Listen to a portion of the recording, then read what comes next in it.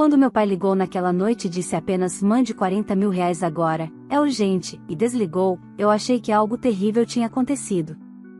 Meu coração gelou. Pensei em hospital, em tragédia, em perda. Não questionei. Arrumei tudo às pressas e fui direto para a casa deles. O que encontrei lá mudou completamente a forma como eu enxergava minha família, e a mim mesma. Não era uma emergência. Não era desespero. Era algo muito pior, uma exigência disfarçada de amor. Naquele dia, percebi que sempre fui chamada não como filha, mas como solução. E pela primeira vez, eu disse não. Essa decisão custou caro, mas também me devolveu algo que eu nunca tive. Se você já sentiu que sua família passou dos limites, escute essa história até o fim. Olá, seja bem-vindo ao canal Histórias Surpreendentes, curta e se inscreva nesse canal, aproveite e ative as notificações, comente aqui de qual cidade você está assistindo, vou adorar saber e deixar um coração no seu comentário. Vale lembrar que os nossos vídeos não são relatos reais, são histórias voltadas apenas para o entretenimento. Toda a criação e edição são feitas pelo proprietário do canal. Quando meu telefone tocou naquela terça-feira à noite, eu já estava me preparando para dormir. O número do meu pai apareceu na tela, e só isso foi suficiente para me deixar tensa. Ele nunca ligava sem motivo. Nunca. Atendi com o coração acelerado, esperando ouvir alguma explicação antes mesmo de perguntar qualquer coisa. Não houve. Mande R$ 40.000 agora. É urgente. E desligou. Fiquei sentada na cama, com o celular ainda na mão, encarando a parede como se ela pudesse me responder o que ele não explicou. R$ 40.000. Agora. Urgente. Nenhum detalhe. Nenhuma justificativa. Aquele tom seco, autoritário, que eu conhecia desde criança, voltou a ecoar na minha cabeça como um comando impossível de ignorar. Meu primeiro pensamento foi medo. Pensei em hospital, em acidente, em algo grave demais para ser dito por telefone. Pensei que eu estivesse prestes a perder meu pai. Meu segundo pensamento foi culpa, aquela velha conhecida, por ainda não ter feito a transferência. Por estar parada, questionando. Por hesitar. Eu sempre fui assim. A filha que resolve. A filha que segura. A filha que aparece quando chamam, mesmo quando ninguém explica por quê. Enquanto a cidade dormia do lado de fora da janela, minha mente corria anos para trás. Para a casa onde cresci, onde tudo parecia normal para quem via de fora, mas onde eu aprendi cedo que amor vinha com condições. Meu pai sempre foi a autoridade absoluta. Não pedia, determinava. Minha mãe vivia tentando manter a paz, mesmo que para isso precisasse escolher quem iria se sacrificar. E minha irmã, bem, minha irmã sempre foi o centro de tudo. A prioridade. O orgulho. O sonho. Eu era 5 anos mais velha, o que na prática significava ser adulta cedo demais. Fui eu quem abriu mão de coisas, quem ficou em segundo plano, quem ouviu que agora não era o momento, enquanto o momento da minha irmã nunca parecia terminar. Se algo precisava ser resolvido sem barulho, caía no meu colo. Se alguém precisava ceder, era sempre eu. Mesmo depois de sair de casa, estudar, trabalhar e construir minha própria vida, aquele papel nunca me abandonou totalmente. Eu mandava dinheiro quando pediam. Ajudava quando insinuavam. Nunca perguntava demais. Sempre confiava. Ou fingia confiar, porque era mais fácil do que encarar a verdade. Naquela noite, caminhei pela sala tentando decidir o que fazer. Abri o aplicativo do banco, fechei. Abri de novo. R$ 40.000 não eram pouca coisa, mas eu tinha. Trabalhei muito para ter. E talvez fosse exatamente por isso que eles ligaram para mim. Algo, porém, não encaixava. Meu pai nunca foi do tipo que pede ajuda financeira sem anunciar uma tragédia. E o jeito como desligou, frio demais até para um homem rígido como ele. Liguei de volta. Chamou até cair na caixa postal. Tentei minha mãe. Ela atendeu, mas falou pouco, desviou, disse apenas que depois conversávamos. Aquilo só aumentou meu aperto no peito. Quase não dormi. Cada vez que fechava os olhos, imaginava um cenário pior que o outro. Ao amanhecer, percebi que eu podia fazer o que sempre fiz: obedecer, pagar e lidar com as consequências depois. Ou podia, pela primeira vez, olhar a situação de frente. Foi então que tomei uma decisão que jamais tinha tomado antes. Não mandei o dinheiro. Não avisei ninguém. Comprei uma passagem e fui até a casa dos meus pais sem dizer que estava indo. Eu precisava ver com meus próprios olhos. Precisava entender por que, de repente, 40 mil reais eram urgentes. No fundo, eu ainda achava que estava exagerando. Que encontraria um problema real, algo que justificasse tudo. Mas uma parte de mim, pequena, silenciosa, mas firme, já desconfiava que aquela viagem não mudaria apenas uma conversa. Ela mudaria tudo. A viagem foi curta demais para tudo que passava pela minha cabeça. No avião, observei pessoas cochilando, crianças desenhando em bandejinhas, casais discutindo em sussurros. A vida seguia normal para todo mundo, enquanto a minha parecia suspensa entre um antes e um depois que eu ainda não sabia nomear. Tentei ligar novamente para meus pais, mas ninguém atendeu. Aquilo só reforçou a sensação de que eu estava indo atrás de algo que não queriam explicar. Peguei o carro alugado no aeroporto e segui para o bairro onde cresci. As ruas eram as mesmas, as árvores alinhadas, as casas bem cuidadas. Nada ali parecia cenário de emergência. Quando virei a esquina da casa dos meus pais, notei um detalhe que me fez diminuir a velocidade: todas as luzes estavam acesas. Não luzes frias de quem passou a noite acordado preocupado, mas uma iluminação quente, acolhedora, quase festiva. Estacionei e fiquei alguns segundos dentro do carro, com o motor desligado, respirando fundo. Meu coração batia rápido, mas não era só ansiedade. Era uma estranha sensação de alerta, como se meu corpo tivesse percebido algo antes da minha mente. A casa parecia igual a todas as outras vezes que estive ali. O mesmo jardim bem aparado, o mesmo portão, a mesma porta de madeira clara. Entrei sem bater, como sempre fiz. O cheiro foi a primeira coisa que me atingiu: café fresco, algo doce assando no forno, perfume caro no ar. Nada disso combinava com a urgência que me fizeram sentir. Minha mãe estava na cozinha, organizando algo sobre a ilha central. Quando me viu, levou um pequeno susto, seguido de um sorriso rápido demais para ser natural. "Você não avisou que vinha", disse ela, limpando as mãos no pano de prato. "Você disse que era urgente", respondi. Eu quis ver se estava tudo bem. Ela trocou um olhar rápido com meu pai, que estava sentado na sala folheando uma revista, como se fosse uma tarde comum. Ele ergueu os olhos, me avaliou por um segundo e voltou a atenção para a página, sem demonstrar surpresa. "Não precisava ter vindo", ele disse, sem emoção. Foi nesse momento que reparei na mesa da sala.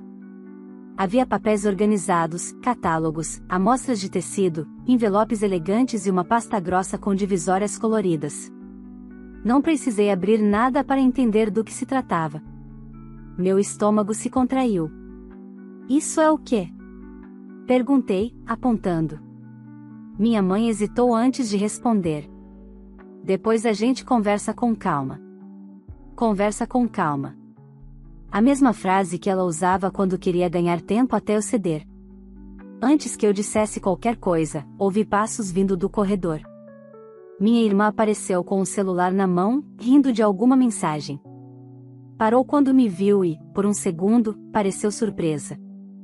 Logo depois, sorriu como se minha presença fosse apenas um detalhe. "Você veio cedo", comentou. Foi quando viu o anel. Grande, brilhante, impossível de ignorar. Ele refletia a luz do teto de um jeito quase agressivo. Olhei para a mão dela, depois para a mesa cheia de materiais, e então tudo começou a se encaixar de um jeito que me deu vontade de rir e chorar ao mesmo tempo. "Que anel é esse?" perguntei, ainda tentando manter a voz firme. Minha irmã ergueu a mão, orgulhosa. "Lindo, né?" Ele se superou. Ninguém mencionou dinheiro. Ninguém explicou nada. Minha mãe começou a falar sobre como planejar um casamento dava trabalho, como tudo estava caro, como minha irmã estava estressada com tantos detalhes. Meu pai apenas concordava em silêncio, como se aquela fosse a conversa mais natural do mundo. Eu olhava ao redor, tentando reconciliar aquela cena com a ligação da noite anterior. A urgência. O tom duro.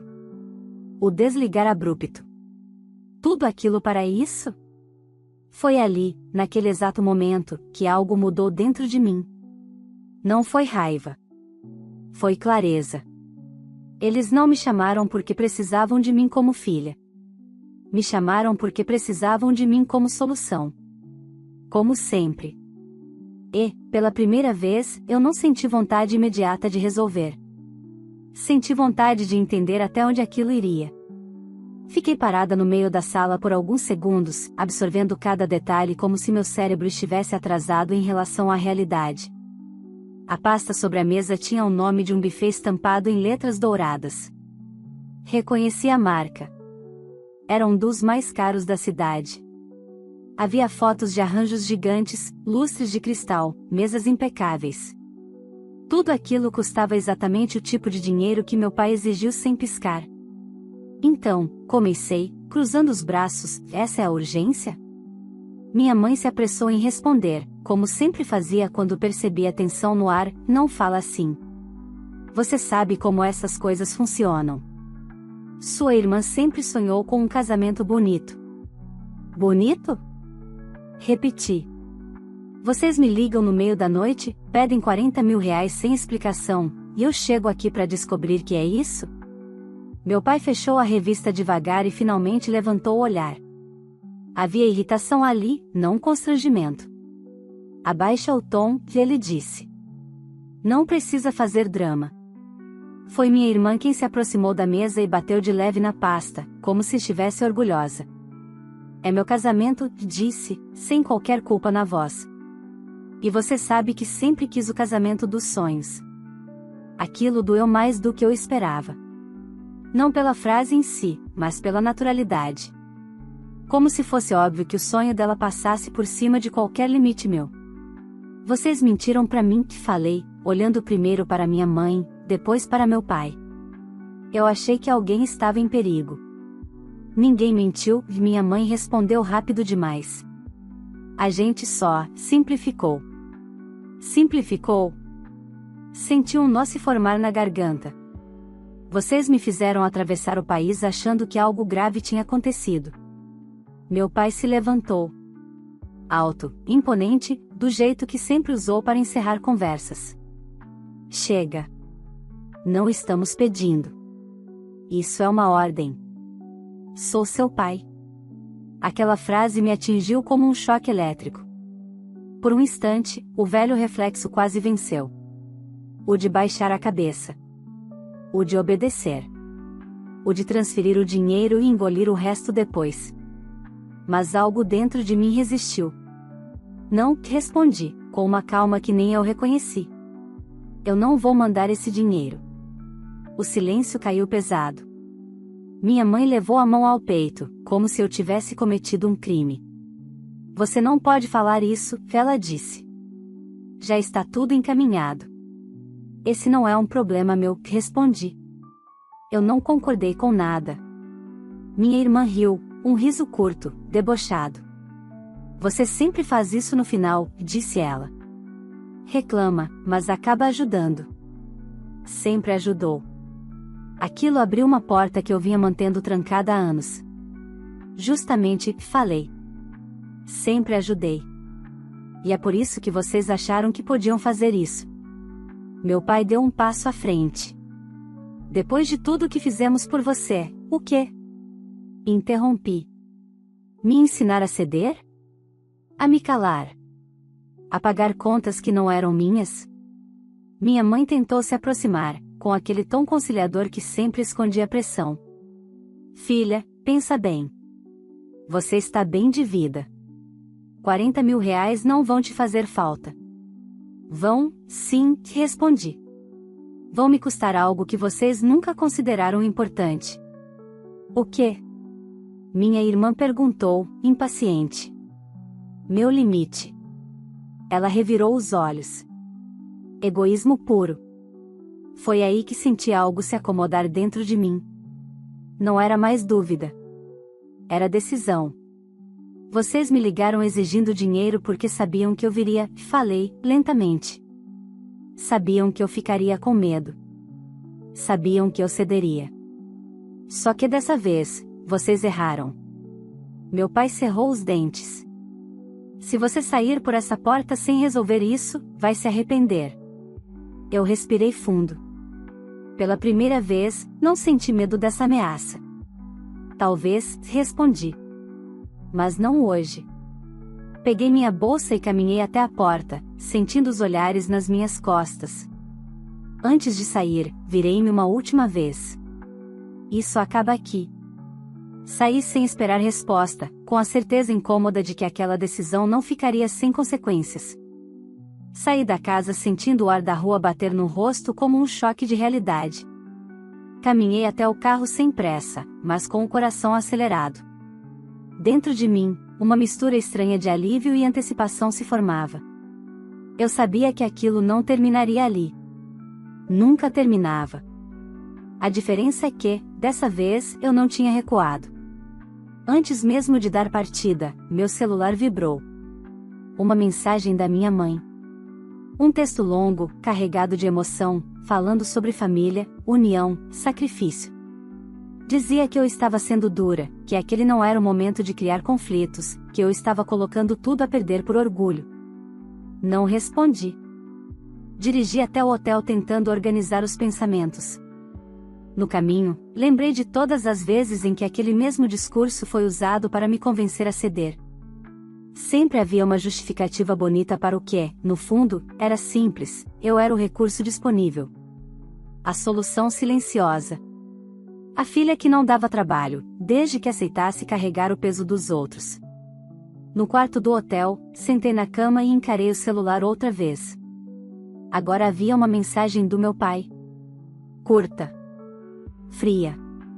Dizia que eu tinha passado dos limites, que estava envergonhando a família e que esperava que eu pensasse melhor antes de tomar decisões irreversíveis. Li 2 vezes. Depois desliguei o telefone. Na manhã seguinte, acordei com aquela sensação antiga de culpa tentando se infiltrar. O reflexo de anos me dizendo que eu estava errada, que precisava consertar a situação. Fui até o banheiro, lavei o rosto e me olhei no espelho. Pela primeira vez, não vi a filha difícil. Vi alguém cansada de ser manipulada. Abri o aplicativo do banco. A transferência recorrente que eu fazia todos os meses para meus pais estava ali, programada como sempre. Um valor que, ao longo dos anos, eu parei de questionar. Cancelar levou menos de 1 minuto. Um clique. Uma confirmação. Silêncio. Nenhuma cerimônia. Nenhuma discussão. Apenas o fim de algo que nunca deveria ter sido automático. O telefone voltou a vibrar algumas horas depois. Dessa vez, era minha irmã. A mensagem não tinha rodeios. Disse que eu estava destruindo o casamento dela, que já tinham contado com aquele dinheiro, que fornecedores estavam cobrando respostas. Falava como se eu tivesse feito uma promessa, como se a responsabilidade fosse minha. Respirei fundo antes de responder. Digitei apenas uma frase: eu não concordei com isso. E bloqueei o número. Aquilo me assustou mais do que qualquer briga. Não a reação dela, mas a minha calma. Sempre achei que, se eu dissesse não de verdade, tudo desmoronaria. Mas o mundo não acabou. O dia seguiu. Pessoas trabalharam, riram, seguiram suas rotinas. E eu comecei a perceber que o caos sempre existiu, só não recaía sobre eles quando eu deixava de absorvê-lo. Nos dias seguintes, os efeitos começaram a aparecer. Um primo ligou, cauteloso, perguntando se estava tudo bem. Uma tia mandou mensagem dizendo que ouviu algumas coisas, mas queria entender melhor. Eu não me defendi. Não a ataquei. Contei os fatos. Com calma. Sem exageros. Isso pareceu desarmar mais do que qualquer discussão. Soube, por comentários soltos, que o clima na casa dos meus pais havia mudado. Que discussões surgiram onde antes havia certeza. Que contas começaram a aparecer de forma mais concreta quando não havia mais um plano B automático. Pela primeira vez, as escolhas deles estavam cobrando um preço direto. À noite, sozinha no quarto, senti algo novo se acomodar dentro de mim. Não era vitória. Era autonomia. Eu não tinha mais medo da próxima ligação, da próxima exigência disfarçada de urgência. Pela primeira vez, minha vida não estava em espera. Mas eu também sabia, aquilo era só o começo. Quando as consequências ficam reais, as máscaras costumam cair. E eu estava prestes a descobrir até onde minha família iria quando percebesse que eu não voltaria atrás. Voltei para minha cidade 2 dias depois, mas a distância física não diminuiu a presença deles na minha cabeça. Pelo contrário. O silêncio que se seguiu às mensagens iniciais foi pesado demais para ser coincidência. Conhecia minha família o suficiente para saber que, quando ficavam quietos, não era porque tinham aceitado. Era porque estavam se reorganizando. Na semana seguinte, a primeira tentativa veio disfarçada de gentileza. Minha mãe ligou cedo, com a voz mansa, quase doce. Falou do clima, perguntou do meu trabalho, comentou sobre uma receita nova que tinha aprendido. Por alguns minutos, parecia que nada tinha acontecido. Quase me deixei levar. Quase. A gente precisa conversar melhor, ela disse, finalmente. Seu pai anda muito abatido com tudo isso. Conversar sobre o quê? Perguntei. Houve uma pausa longa demais. Sobre você rever sua decisão. Desliguei antes que ela terminasse a frase. Não por raiva, mas por lucidez. Eu sabia exatamente como aquela conversa acabaria. Eu cederia um pouco, depois mais um pouco, até que nada tivesse realmente mudado. As tentativas seguintes foram menos sutis. Meu pai enviou uma mensagem dizendo que eu estava sendo ingrata, que estava abandonando a família no momento mais importante da vida da minha irmã. Pouco depois, veio outra, ameaçando cortar relações se eu continuasse nesse caminho. Li tudo com atenção e deixei sem resposta. Foi então que começaram a mexer onde sabiam que doía. Um tio apareceu no meu trabalho, fingindo que estava por perto. Disse que meus pais estavam passando vergonha, que eu deveria pensar no nome da família, que minha atitude estava sendo comentada. Agradeci a preocupação e encerrei a conversa. Quando ele saiu, percebi que minhas mãos tremiam, mas minha decisão não. Soube, por terceiros, que os planos do casamento começaram a desmoronar. O salão dos sonhos foi substituído por um espaço menor. Alguns fornecedores cancelaram por falta de pagamento. A lista de convidados diminuiu drasticamente. Aquilo não me trouxe alegria, como talvez esperassem. Trouxe confirmação. Se tudo dependia tanto de mim, então nunca foi realmente deles. Minha irmã tentou contato por outros meios. Criou perfis novos, pediu para amigos em comum falarem comigo, deixou recados dizendo que eu estava sendo cruel, que aquilo era uma fase e que depois eu me arrependeria. Em um deles, escreveu: "Você sempre foi a forte. Aguenta mais um pouco." Aquela frase foi como um soco no estômago. E, ao mesmo tempo, a prova de que nada tinha mudado. Decidi, então, fazer algo que vinha adiando há anos. Reuni todos os comprovantes de transferências, ajudas, pagamentos que fiz ao longo do tempo. Não para confrontá-los, mas para mim. Para ver, de forma concreta, o quanto aquela dinâmica tinha me custado. O número final me deixou sem ar. Não era só dinheiro. Era tempo, energia, escolhas que deixei de fazer.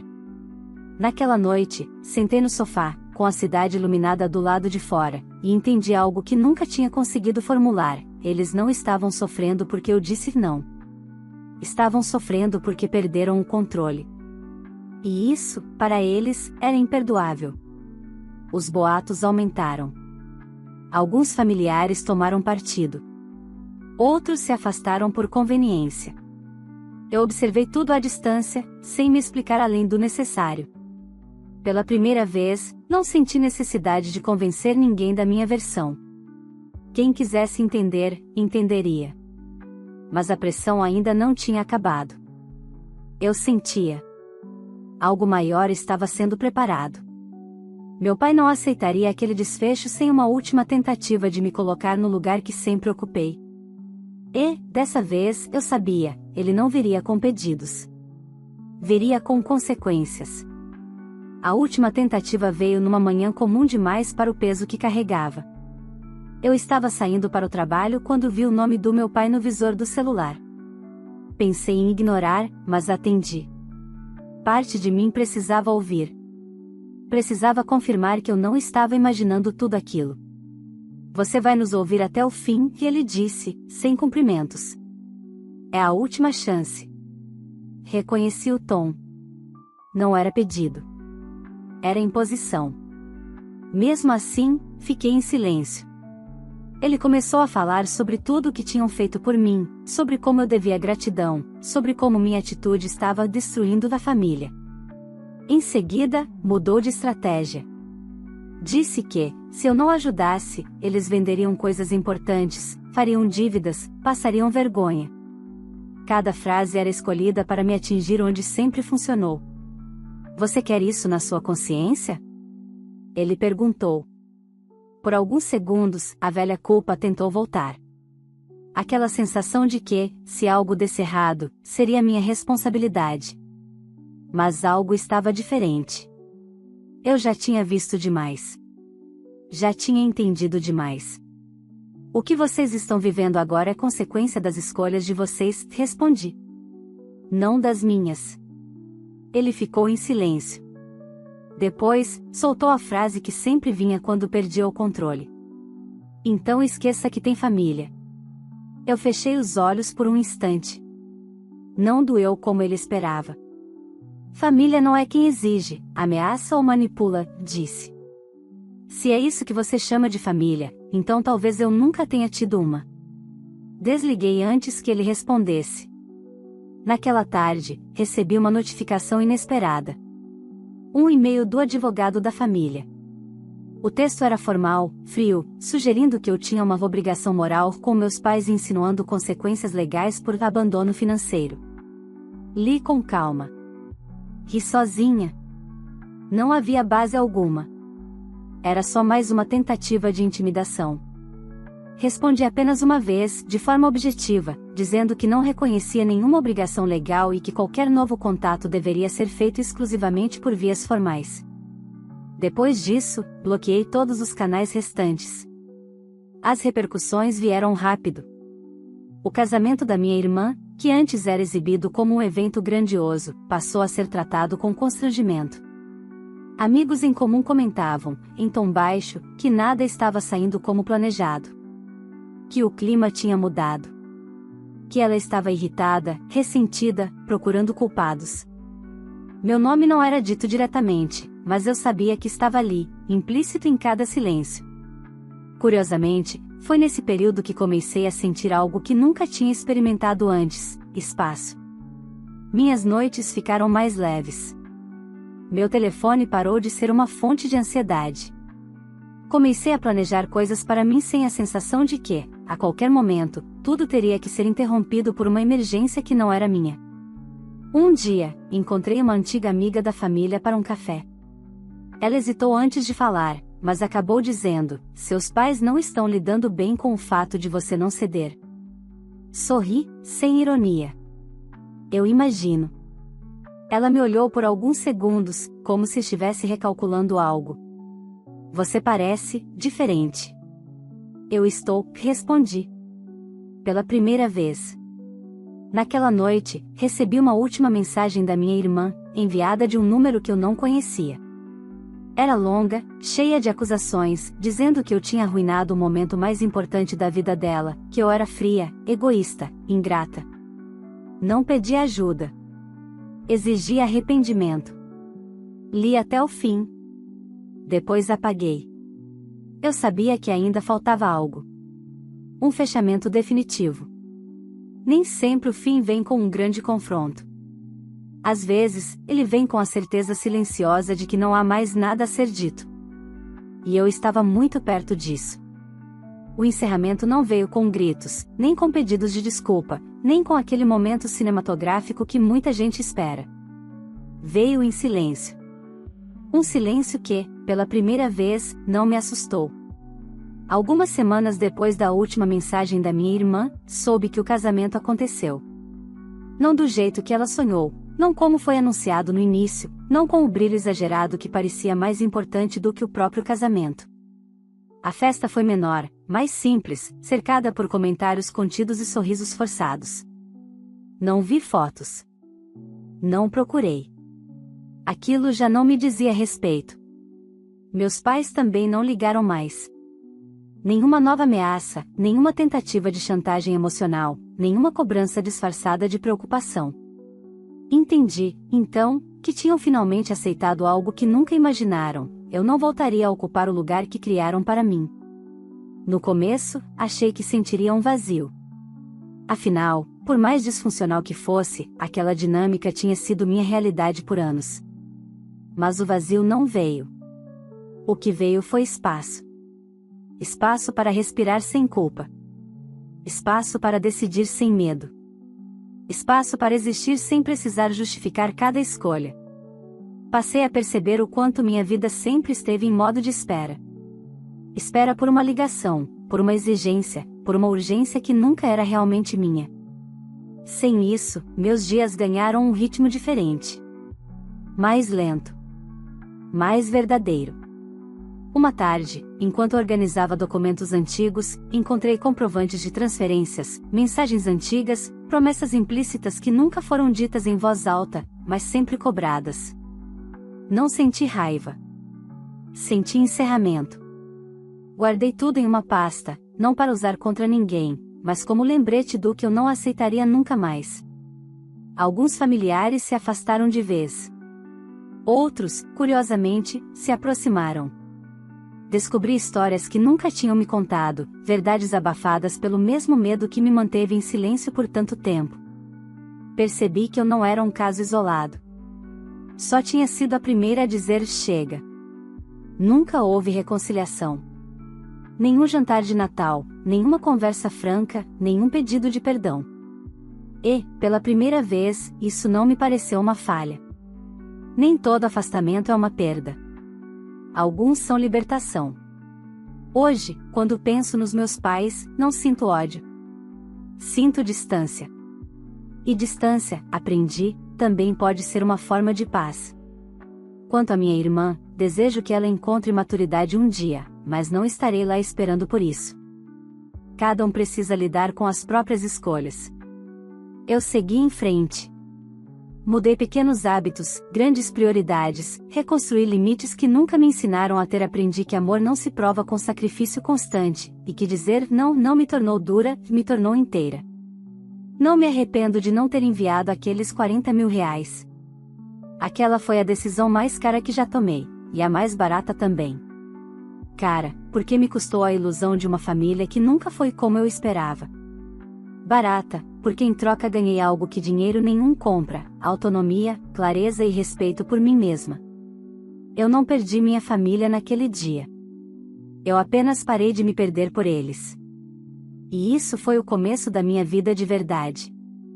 Se essa história tocou você em algum nível, curta esse vídeo agora, que isso ajuda muito o canal a continuar trazendo relatos reais e intensos como esse.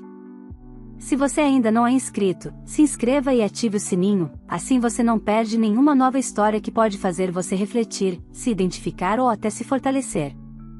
Agora eu quero saber de você: você faria o mesmo que essa filha fez? Você teria coragem de dizer não, mesmo sendo pressionado pela própria família? Conta aqui nos comentários o que você faria nessa situação. E escreve também de qual cidade você está assistindo esse vídeo, que eu leio os comentários e faço questão de dar um coração em quem participa. Se essa história pode ajudar alguém que você conhece, compartilhe. Às vezes, uma única história é tudo o que alguém precisa para perceber que não está sozinho. Obrigado por estar aqui. Vale lembrar que os nossos vídeos não são relatos reais, são histórias voltadas apenas para o entretenimento. Toda a criação e edição são feitas pelo proprietário do canal.